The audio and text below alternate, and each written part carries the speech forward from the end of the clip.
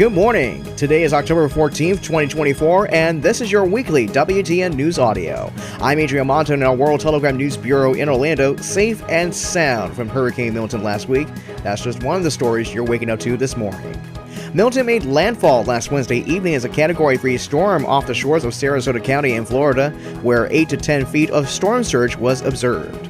While it spared the worst of the storm from the immediate Tampa Bay area, Milton left behind 23 casualties in its wake throughout the state, as well as an early estimate of over $50 billion in damage. Many first responders have been stationed at Tropicana Field, the home venue for Major League Baseball's Tampa Bay Rays, when the strong winds of Milton shredded a fiberglass tarp roof into pieces. Nonetheless, they went out in full force and in haste when conditions improved, rescuing as many people as they could who were trapped by the floodwater brought about by the hurricane. In the immediate aftermath, over 3 million people were left without power, and two of Florida's major energy companies, Florida Power and Light and Duke Energy, had begun plans to restore power to their affected customers up and down the peninsula. President Joe Biden made a visit to the cities of Tampa and St. Petersburg, two of the areas that were affected by the storm on Sunday, as the state worked on recovery efforts in Milton's aftermath, as well as that of Hurricane Helene. His administration had approved funding from the federal government to help people temporarily displaced by Milton on Saturday and has allocated $612 million to improve power grids across the state. Meanwhile, lightning strikes have sparked two major wildfires in the state of Wyoming, respectively known as the Elk Fire in the Bighorn National Forest and the Pack Trail Fire in the Bridger-Teton National Forest. Nonstop local billings in Montana has reported that the Elk Fire has scorched almost 88,000 acres as of Sunday morning, but it has not crossed state borders into Montana as of this report. The Pack Trail Fire has consumed over 75,000 acres of land. Firefighters and other local volunteers have been deployed to contain the two fires. On Sunday, the Pack Trail Fire was 62% contained, and the Elk Fire was 32% contained as of Saturday. Evacuations across Sheridan County have been ordered, and Wyoming Governor Mark Gordon had issued an emergency transportation order to help speed up efforts to contain both wildfires.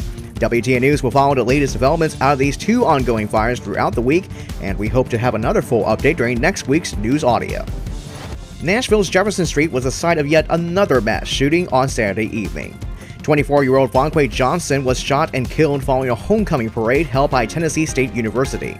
The Tennessean newspaper reported that 9 other people, including 3 children, were wounded by gunfire. Metro Nashville police officials stated that the motive behind the shooting was unknown as of Sunday morning, though 2 of the injured refused to be interviewed by police at a nearby hospital regarding the incident. MMPD spokesperson Don Aaron said that, quote, they are confident that at least one of the persons injured was involved in the actual gunfire.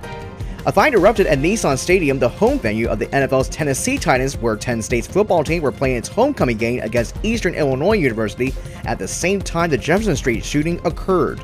Only 3 people were taken to local area hospitals for injuries, though the police clarified that a shooting had not taken place near the stadium.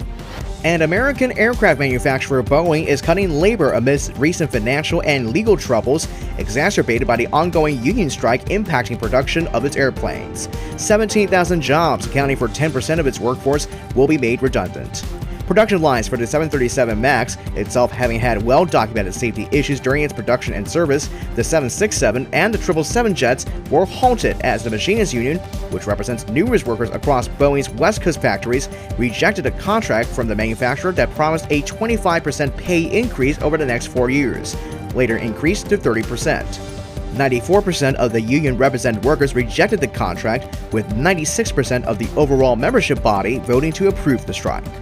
In response, Boeing filed an unfair labor practice charge with the National Labor Relations Board against the machinists, claiming that the union bargained with the company in bad faith and spread misinformation to its members regarding the progress of those negotiations. The industrial action has forced Boeing to wrap up production of the freighter version of its 767 aircraft in 2027, while delaying delivery of its first 777X twin-engine airliner to 2026. The Machinists Union called the announcements troubling.